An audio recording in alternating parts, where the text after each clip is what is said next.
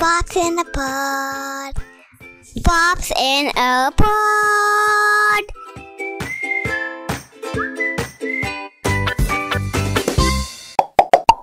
Hey everyone, Peter Pop here. And Nadir Pop here. Nadir, we're back talking about a subject which I think comes a close second favorite of ours on the podcast. Well, the favorite is no doubt finance, but the topic that we're discussing on this episode is actually education. Yeah, I think education is such a ever evolving space, right? For us as well and our kids, we are constantly finding ways to sort of figure out what's really happening in education, especially in India. Yeah, true. And especially considering that, our kids are just kind of tipped their toes in the education system in India. I think easily for the next 15 years, we're not going to be stop talking about education. Well, actually, why 15, 20? Hopefully they do university at least, right? Or college. Yeah, and I think by then getting a master's is as good as getting graduation for us. So they'll probably be looking at specialization and super specialization and God knows what else. Yeah, true. But let's just tell you quickly about our guest. We're really glad to have Amrita Patwardhan, who's the head of the education portfolio at Tata Trust. Now, she's been with Tata Trust since 2003 and has been really influential in working on various impactful initiatives across the education sector in the remotest parts of the country. And apart from education, we also spoke to her about the 6th Big Little Book Awards, and we'll hear more from her in the episode. So, Peter, let's jump straight in. Hi, Amrita. Welcome to popsinapod. Hi, Peter. Hi, Nadir. Very happy to join. Thanks so much for joining us today. I mean, it's really great to talk to someone like you, and especially on a topic that both Nadir and I are very passionate about, something which is close to our heart, which is education. Now, before we get into that, because there's so much to talk to you about, especially when it comes to education, I want to talk to you about an initiative that, the Parag initiative, which Tata Trust has recently done, which was the 6th edition of the Big Little Book Awards. Tell us a bit about the awards and its purposes. So Parag initiative of the Tata Trust is really an effort to promote reading for joy, among children. And also in order to get there, you also need to engage with all key other stakeholders like parents and teachers. So in the process where we do a large number of things, from setting up libraries to helping curate and create good quality children's literature, etc., we realize that this is a very under-recognized kind of a sector. So if you look at large literature festivals, which happen plenty now in our country as well, we don't really celebrate children's authors in the same way in which we, recognize and celebrate writers for adults. So that's where we felt that there is a gap, and as a part of the initiative, we must do something about it, because it's really the habit of reading in a way gets ignited. If it does get set in childhood, I think we know that what kind of a difference it can make. And in a way, despite relatively limited recognition, relatively limited commercial kind of gains, there are several authors, illustrators who have made very, very significant contribution to children's literature in India, in a way, despite all odds. And hence, we felt that an award that can really celebrate significant contributions in this space would be really welcome. And it will really sort of, and our effort to kind of both celebrate as well as enthuse young writers. So what we basically do through this Big Little Book Award is that there is one author award and there is one language decided for each year, and that changes. And the illustrator award is a pan-India across languages award, because we felt it's equally important, along with writers, also to look at illustrators, because in case of children's literature, especially the picture books, which is the first genre that children are attracted to, illustrations are as, or if not more important than the story sometimes as the initial touch point. So that's really our effort to, in a way, celebrate the amazing work that the author illustrators in the country have done. No, it's amazing what you all are doing, Amrita, because I think from a sheer India perspective, and I've read a couple of reports also that India as a country has this unique distinction where reading is considered as an important aspect of growing up, irrespective of where you come from. But of course, I mean, with kids, there are struggle. I will though come back to you, but since you brought up the whole language aspect, this year your awards is focused on Malayalam, and there are two aspects. One is this going to be a recurring theme every single year where you choose a specific language for that year? And secondly, what are the unique aspects and unique features that you see that every language has to bring in terms of storytelling, in terms of some USP? So this year, if it's Malayalam, what is it that you have noticed? Yeah, so definitely for the award, we decided after a lot of deliberation that given the linguistic diversity that our country has, and also the journey, also the extent of richness of children's literature in different Indian languages varies. So we felt that it's not really right for us to compare authors across different languages, because each language in a way in its journey evolution is at a certain unique stage. So, and since we did not want to stick to only, say, Hindi, English, and we wanted to look at all regional languages, then we decided that it makes sense for us to pick one language each year and then look at it holistically and then move on to a different language in the subsequent year. So we so far have looked at Marathi, Bangla, Kannada, English, Hindi. Those were the first 5 languages, and the 6th year's language was Malayalam. So yes, definitely each language is unique. I think some of the languages definitely that we have chosen so far are where we did find greater engagement in terms of authors in writing for children. Having said that, in case of Malayalam, we have received a very large number of nominations. So we got almost 490 nominations, which is, I think, much higher as compared to the nominations we have received in regional languages. There were 41, unique authors who got nominated. And then we have a very thorough process of independent jury who looks at the nominations. Then there is a long list which gets created, which meets these criteria of a significant contribution, somebody who has kind of engaged with writing. It's not just 1 or 2 great books, but a body of work, those who have contributed, being one of the criteria for the language. And then what are the ways in which these authors have kind of pushed the boundaries of writing? In what ways have they innovated?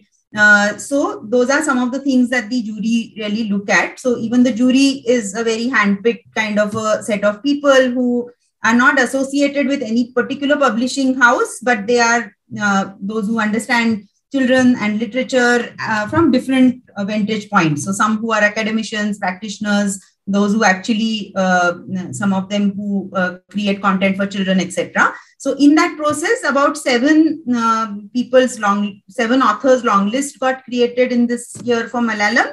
And out of that, 4 were shortlisted. So Dr. Shri Kumar, Palyar Sridharan, Professor Shivdas, who finally won the award, and then Sippi Pallipuram. So those were the 4 shortlisted authors, and they between them really do cover a very large body of diverse writing kind of styles for children. Many of them have several, even more than 100 kind of books written for children. So non-fiction, fiction, poetry, Wow. Those are different genre that these authors have engaged with. So, but certainly, as we do have a certain literate kind of first state with 100% literacy is how we look at Kerala, and we do know that it's one of the few states which has active, Gram Panchayat level libraries. So it being a literate kind of a state where even in their literacy campaign as well as the science education kind of campaigns, authors have played a very key role. So we did also see in Malayalam,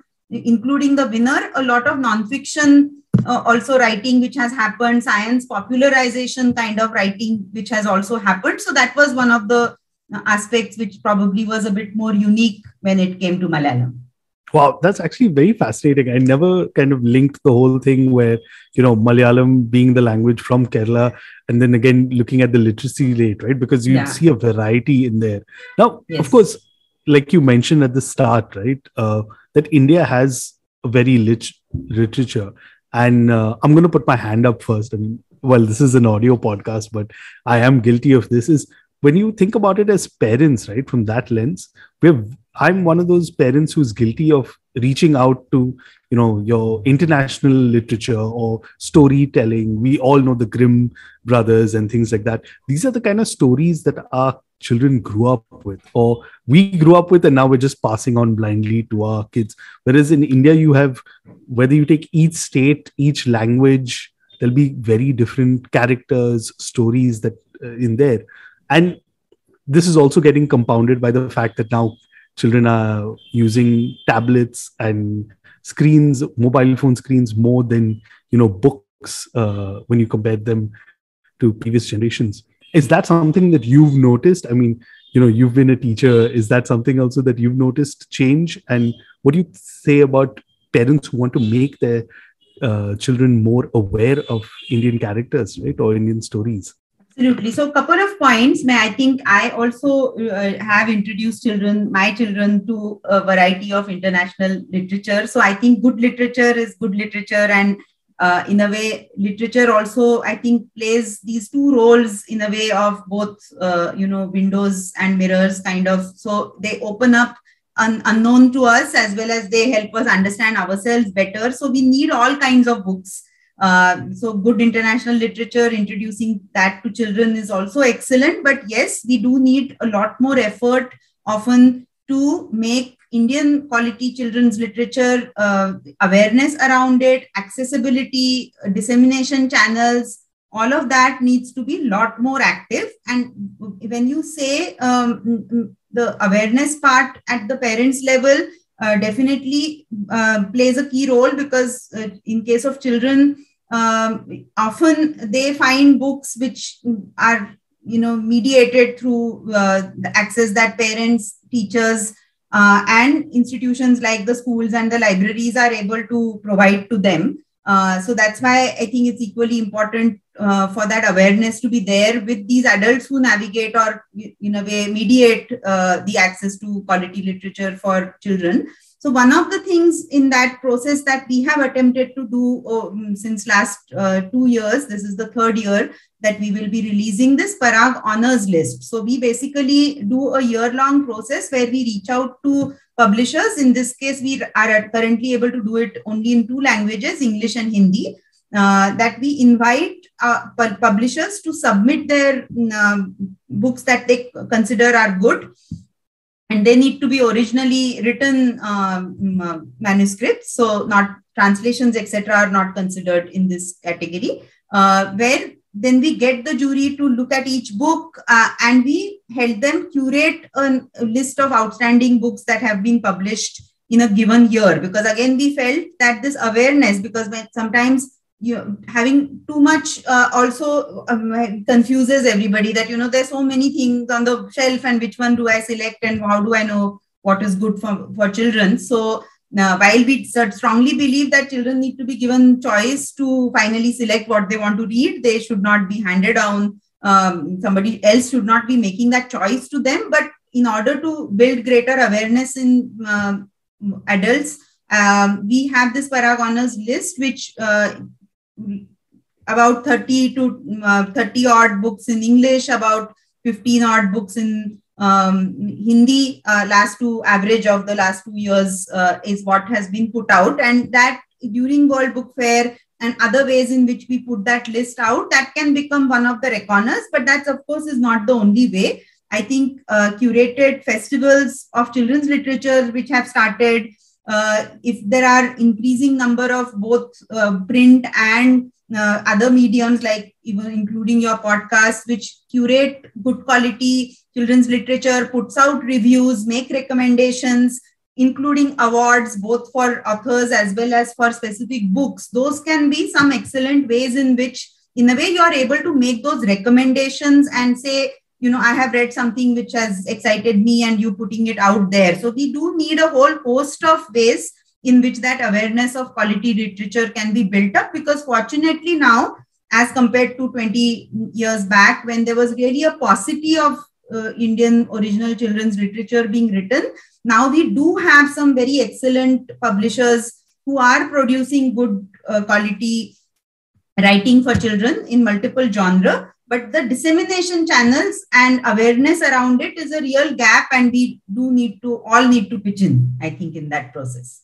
First of all, thank you so much for that idea. Nadir and I did do something around World Book Day last year, but we put out our own personal list, not so much the kids. Also excellent. But we're going to take up the challenge, like you said, and thanks for reminding us, because I think, platforms like ours is really important, right? And normally people only think of like, the big newspapers or big media houses, but at the end of the day, grassroots initiatives like ours. So thanks so much for that. Also, since both of us were talking about the whole media aspect of things, I recently picked up a book called The Greatest Odia Stories Ever Told by Leelavati Mohapatra. But contrary to what I'm just saying, I actually read it in the newspaper, and that's how I was like, wow, this is such an interesting book, because I must pick it up.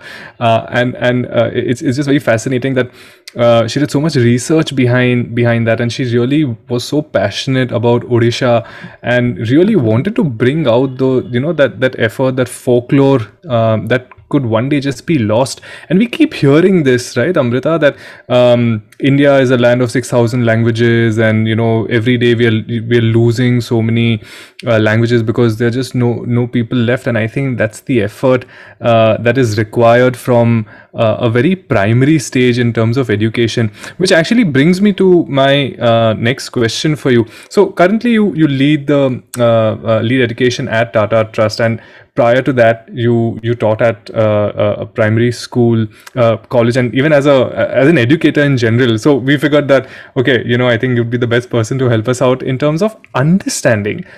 Today education has transformed dramatically, right? And the pandemic has kind of pushed it even further in terms of innovation. Now, considering your experience, your vast experience in this field, what are the key changes or key things rather you have noticed in the education sector? And if you could just help us understand in terms of the kind of milestones that you've noticed.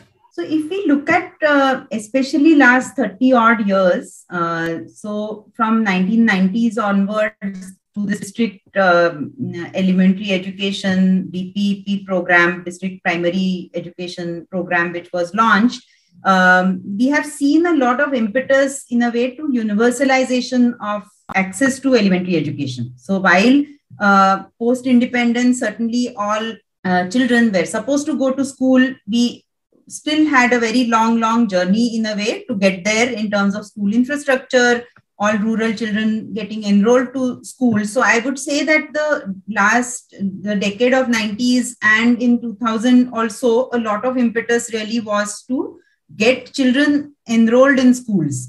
To some extent, unfortunately, simultaneous amount of focus on quality of teaching learning wasn't really there, or even provisioning in terms of material. So while building may be there, but even the functional blackboard and then library and other material and all of that is still being provisioned. So on the access front, we have made some remarkable amount of progress, but there are several other fronts, especially when we look at rural India, which does constitute a very large percentage of our population. We still have a very long way to go. One of the very important milestones, definitely from an education history point of view, would be the Right to Education Bill, but it took us, or it was passed in some 10, 13 years ago. So it took us a very long time in a way to make education a right for every child. So while we do see a lot of changes in a way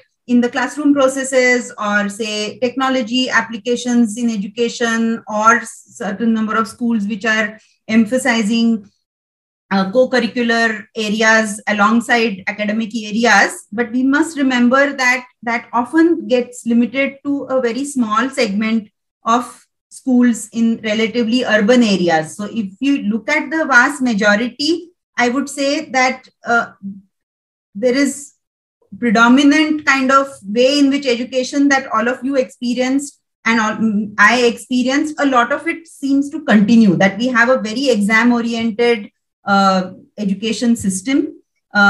We have a lot of, therefore, what we do and we don't do and what we value in schools gets determined by what gets tested.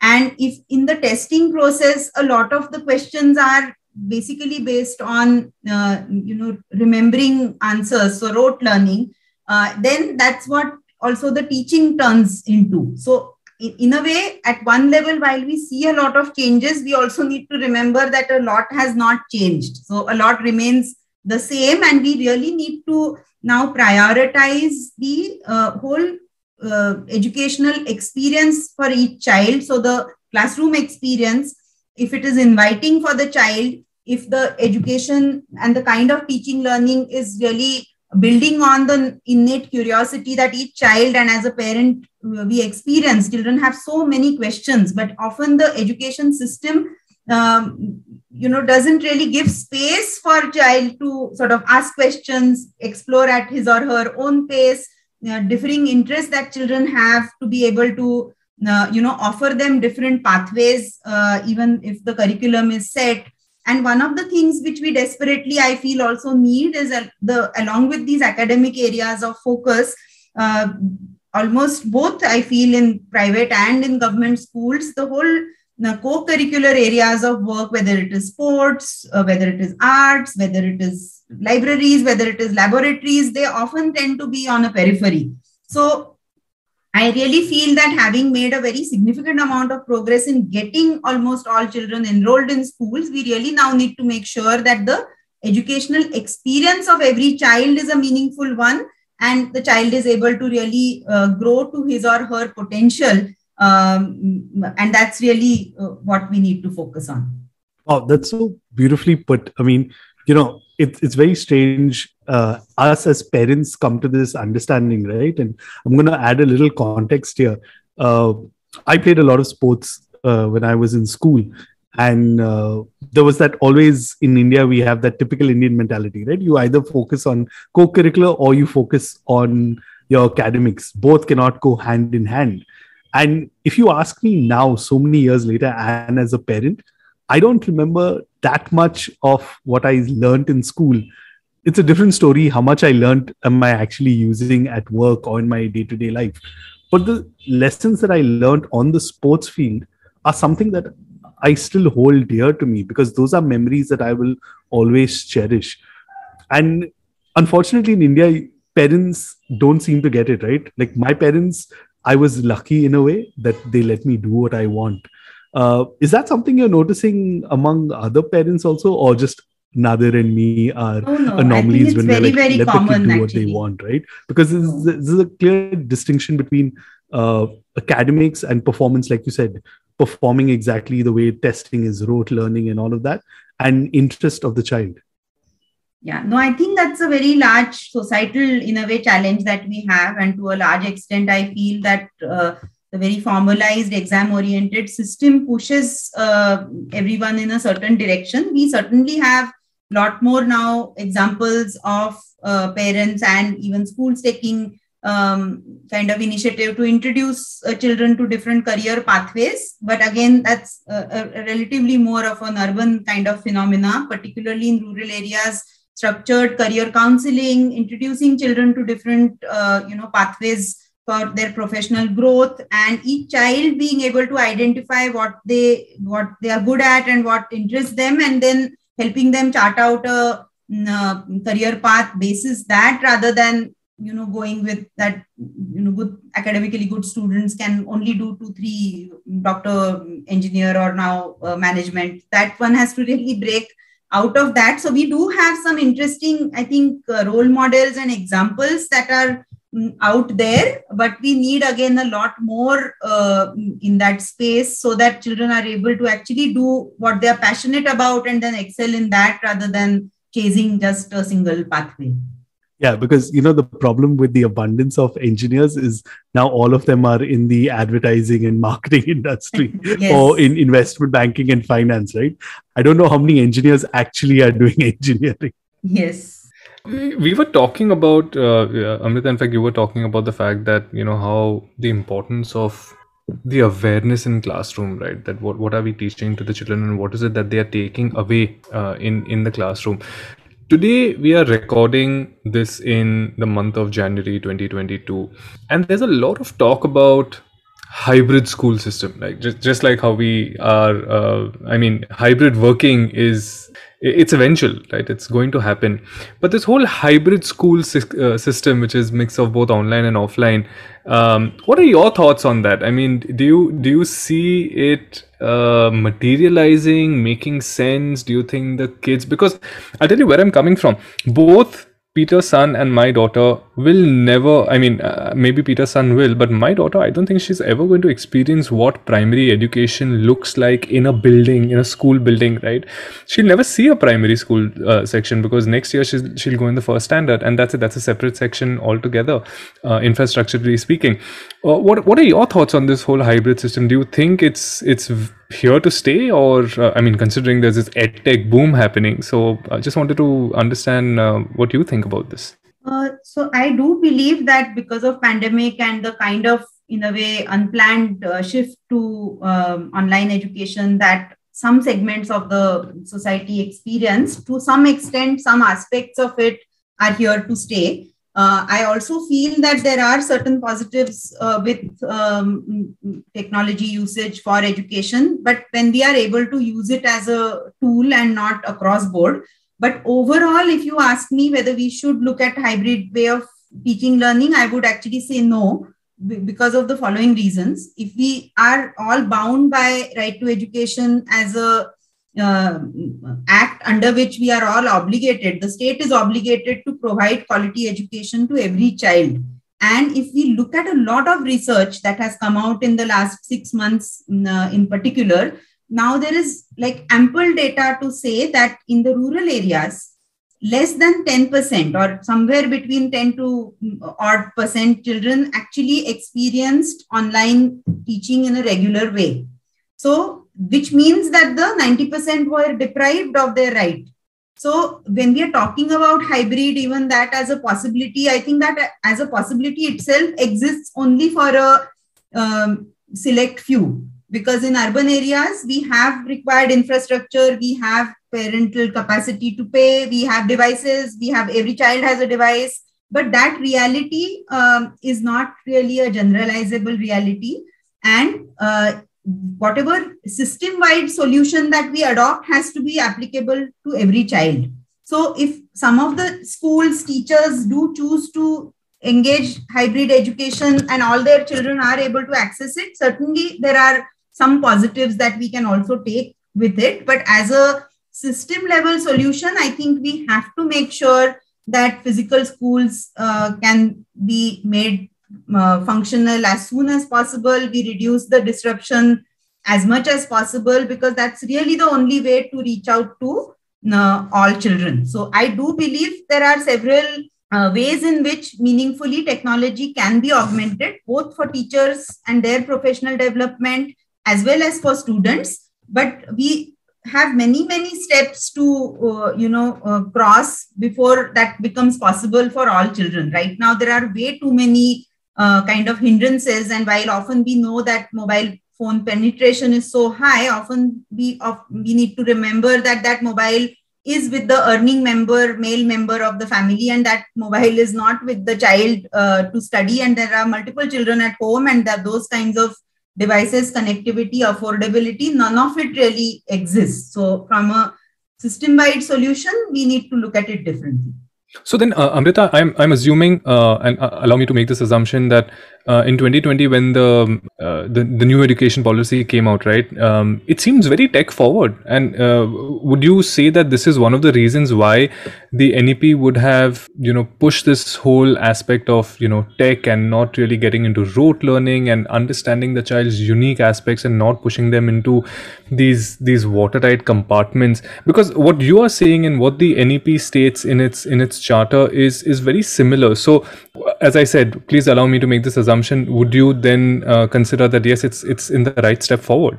So NEP has several positives, and I think the fact that it helps us focus in a significant way on foundational learning, because again, we know that for a large majority of children, though they are in school, they are not really learning. So unless the foundations are in place, it's very difficult to build on that forward. But NEP at one end is talking about foundational learning. It is also simultaneously talking about 21st century skills, moving away from rote.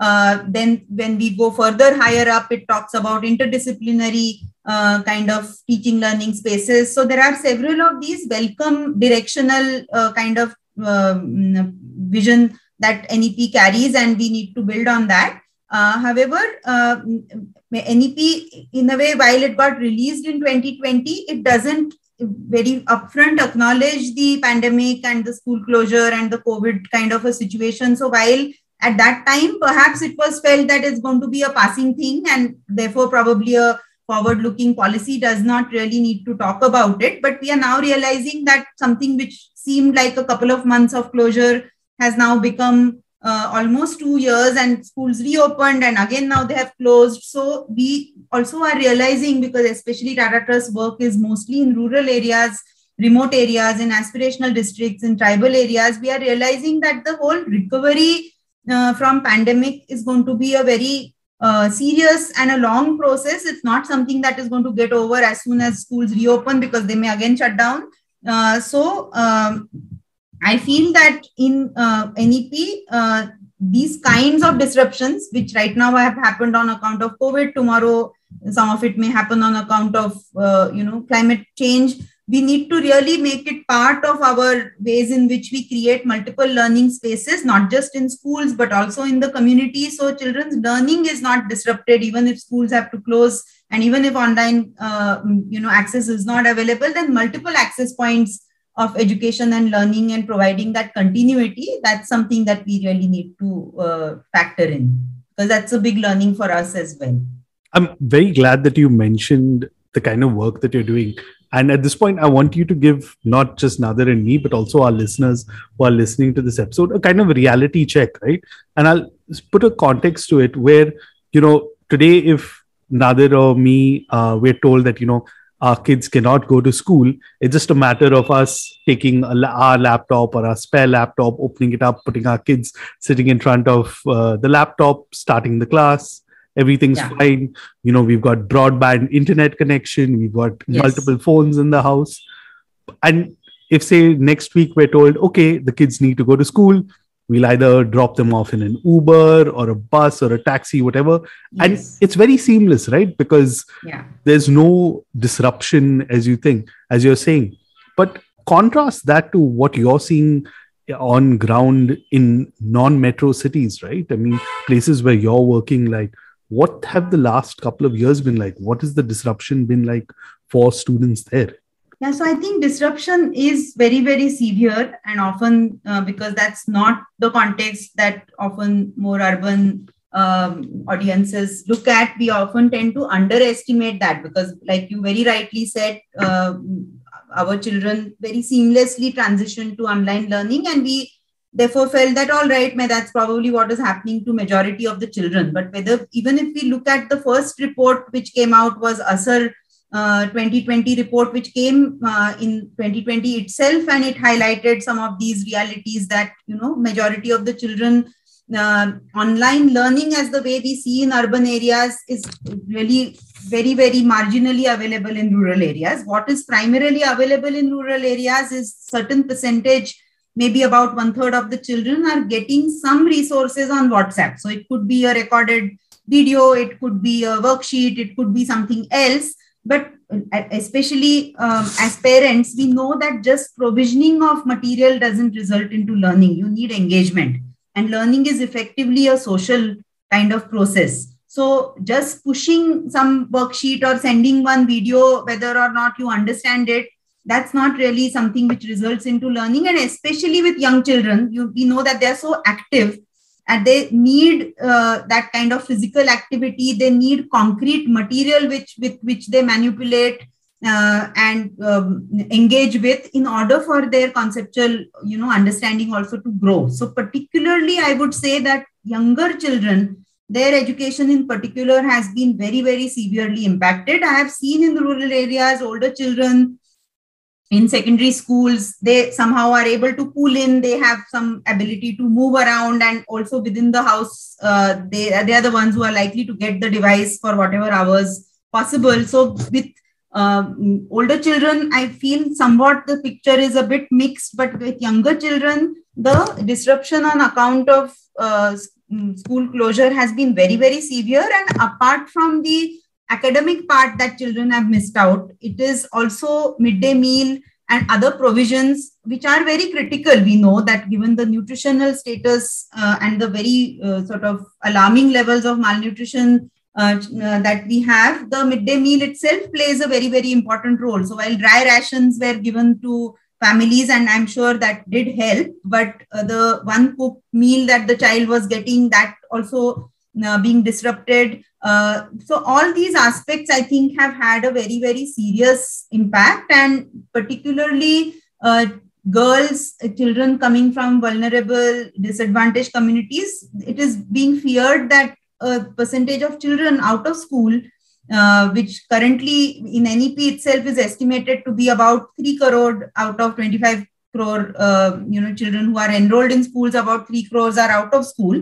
It is really being feared that that number is likely to go up very significantly, because economic hardship of parents also has meant that slightly older children are then supporting in some household and agriculture and other livelihood supporting or looking after siblings and those kinds of roles. So we really have to take cognizance of this and plan for an extensive recovery kind of period. But despite all this gloom, I also will share that a large number of locations where we work, we saw local communities coming forward, a large number of volunteers that we were able to mobilize, some of them with very modest honorarium, or in some cases without any honorarium. They were willing to take these Hamlet level small classes for children. There were different forms in which, libraries. So some of the children themselves set up collection in their homes. Some of the school management committee members came forward and said that if you can help us with some collection, we will run a library out of our home for our community. We also tried in some locations, there were Jhola libraries. So volunteers going with a bag full of books every day to a particular point, and children used to really look forward, and they still do, because in many places schools have still not reopened, or they reopened and then have shut down. So that continuity with learning, I think we have also seen a lot of kind of community support and community coming forward to say that let us do everything that is possible in order to ensure that the continuity with learning, becomes possible. If not digital ways, not feasible in this case, then these different face-to-face model sort of ways in which reaching children has also emerged, and that has been very heartening for us despite the challenges. Thank you so much, Amrita, for giving that overall perspective, because we keep hearing from so many different mediums, and so many different people have a different take from a very marketing standpoint. But you and your team, you'll have been in the thick of things, and you'll have seen everything firsthand. So it's so refreshing to get this kind of a new perspective. But before we let you go, we definitely have one final question.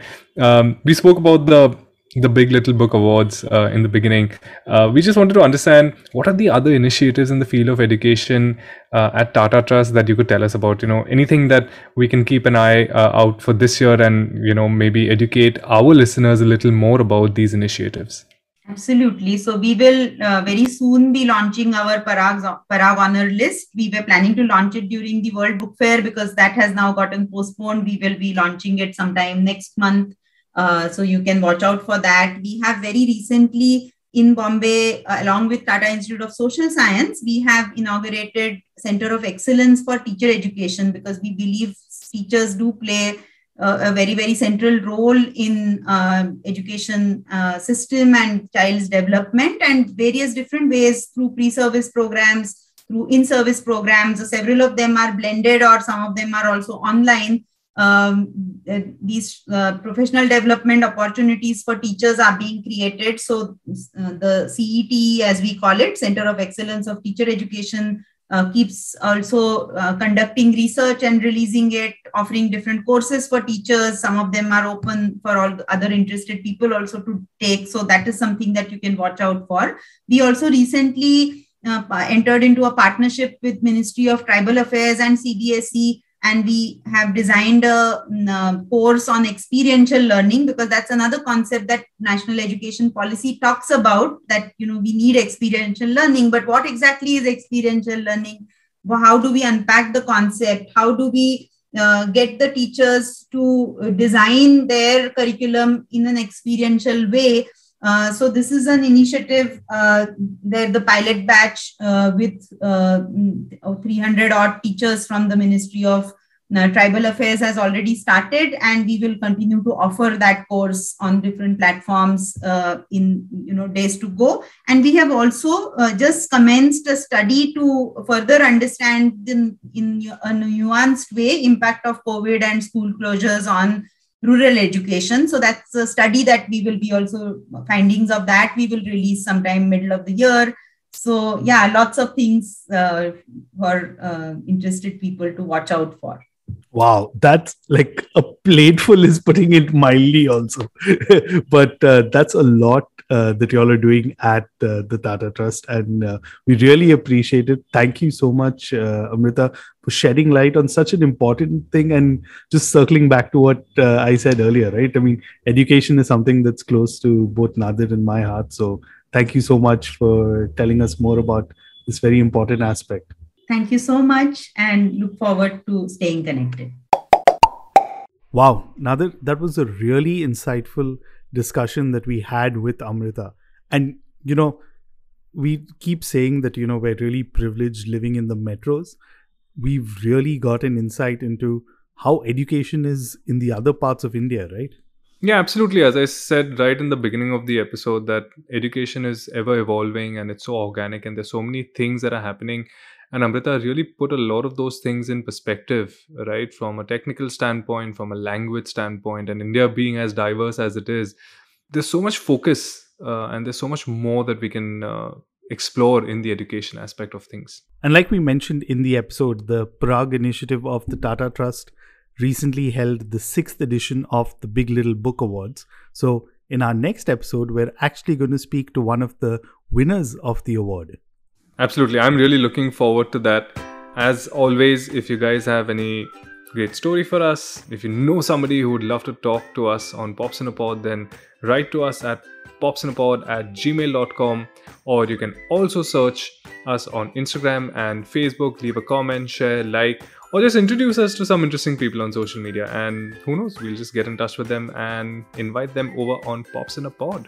All right, that's all from us. Stay tuned next week for more. See you guys.